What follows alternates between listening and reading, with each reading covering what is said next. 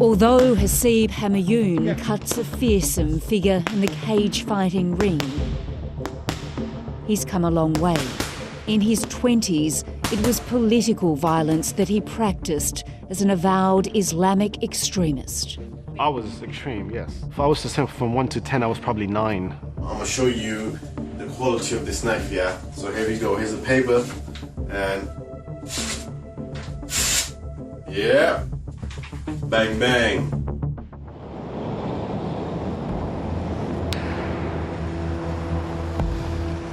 Hasib's life of crime began in Chicago. His parents migrated there from Pakistan. He wasn't a devout Muslim then, but as a teenager he became involved in a gang.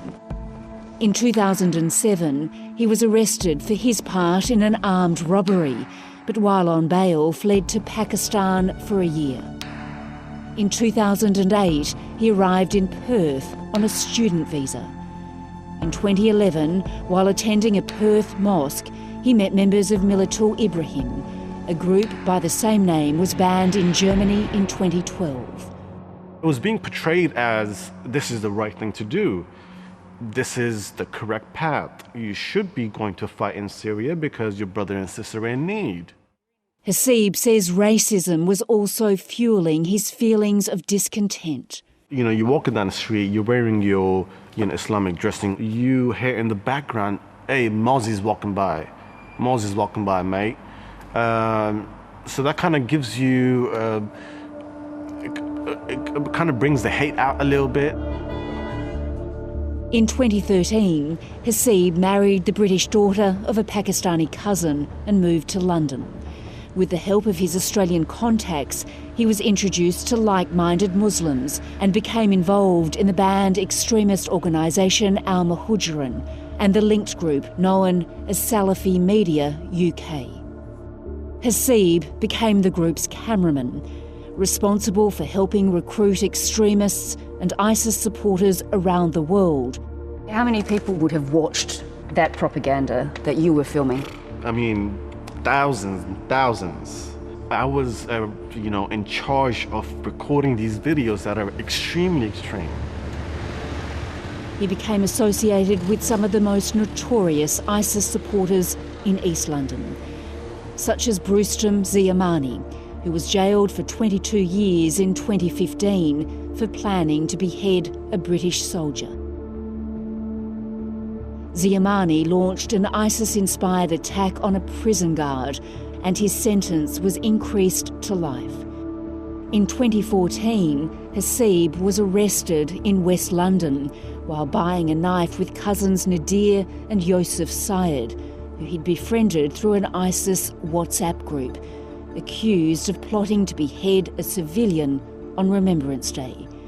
Nadir Syed was jailed for life, while Hasib spent 2 years in jail before he and Yosef were cleared by a judge because a jury failed to reach a verdict. So when you came out of prison, would you describe yourself as still being extremely radical? Yeah. I mean, I spent 2 years in prison thinking about the same thing. What you're looking to do is, the wrist is your main area. While behind bars, Hasib heard about Usman Raja, a cage-fighting, mixed martial arts expert who's spent more than a decade rehabilitating Islamic extremists and convicted terrorists. The son of Pakistani immigrants, he grew up in a working-class town on the capital's outskirts. What do you do when you're living? Breathe. Breathe. What are you doing? Breathing. With a street credibility hard to match, he uses cage fighting as a key part of the rehabilitation process to reform his students. You're not going to take information from someone you don't respect. You're talking about street level guys that are part of a brotherhood. It's not only about being physical, it's about I'm training my limbs, I'm training my inner body, I'm training my mind to always be at ease. Because that's what we're all chasing. We're chasing ease. We're chasing that calmness. Usman runs the Unity Initiative with his wife Angela.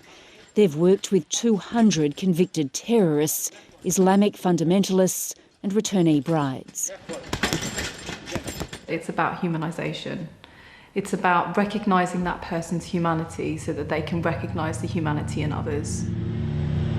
In 2015, the pair signed a contract with the British Home Office to work with convicted terrorists in and out of jail. In 2018, they helped stop an attack on London's Oxford Street, potentially saving hundreds of lives.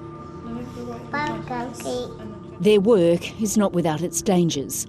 Through interventions, the couple and reformed terrorists they've trained spend hours talking to extremists one-on-one, sometimes as authorities wait outside.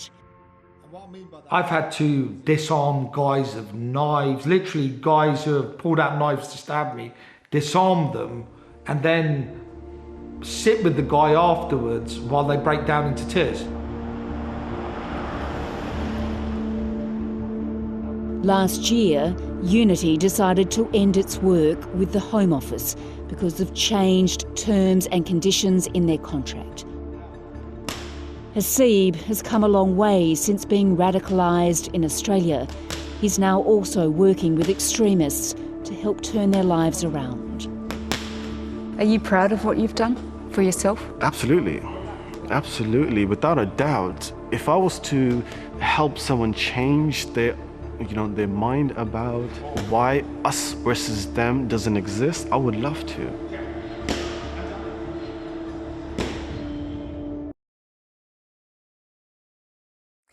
Hi, I'm Lee Sales. Thanks for watching this story. If you'd like to watch more of 730's stories, they are on the left of your screen. And tap on the button below to subscribe and get the latest from ABC News.